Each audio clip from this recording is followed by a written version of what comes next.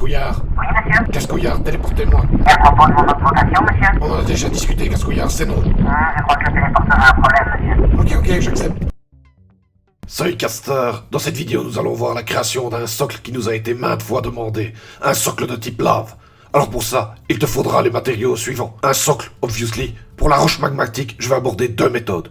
Une avec de la feuille de liège, l'autre avec de l'ardoise, de la superglue, de la colle à bois, du gris foncé et du gris clair, du jaune, de l'orange et du rouge, des encres fluo, jaune et orange, ici de chez Dale Rowney, du pigment gris clair. Pour faire les roches avec les ardoises, c'est assez simple. Trouve celle qui te convient et positionne-les sur le socle avant de les coller pour être sûr que ça fonctionne bien. Puis tu les colles à l'aide de superglue, le but étant d'avoir des espaces entre les roches pour y placer la lave.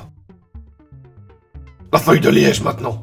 Cette technique pour moi donne un résultat moins joli que l'ardoise, mais a l'avantage d'avoir des surfaces totalement planes, donc plus facile pour y coller les patounes de tes figurines favorites. D'abord, à l'aide du socle comme guide, je découpe un cercle de la bonne taille dans la feuille, puis je découpe le cercle en plusieurs morceaux, de nouveau en laissant un écart entre chaque pour simuler les rivières de lave.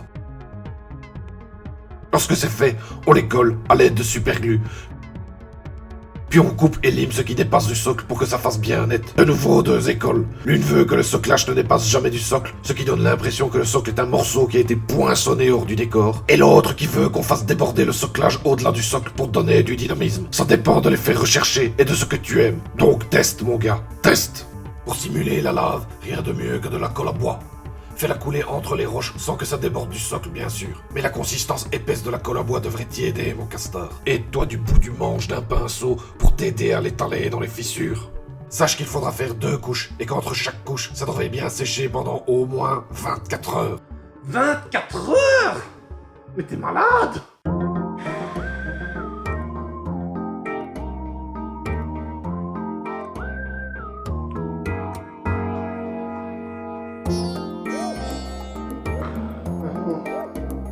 Pas le pinceau.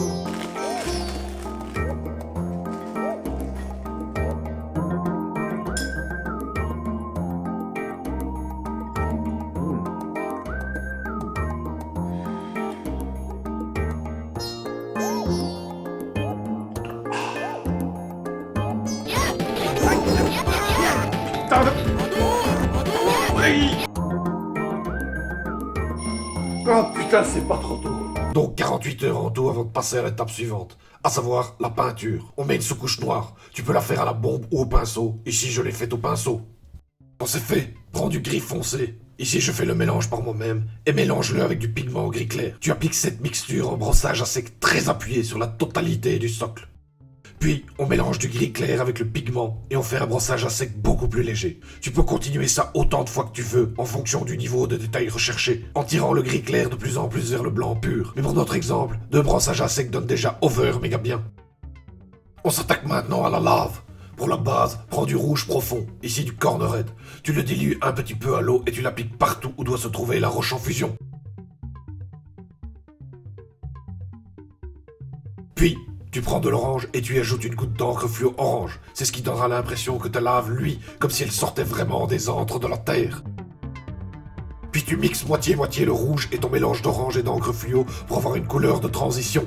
Et tu appliques le mélange créé sur la moitié de la rivière, en laissant les bords en rouge.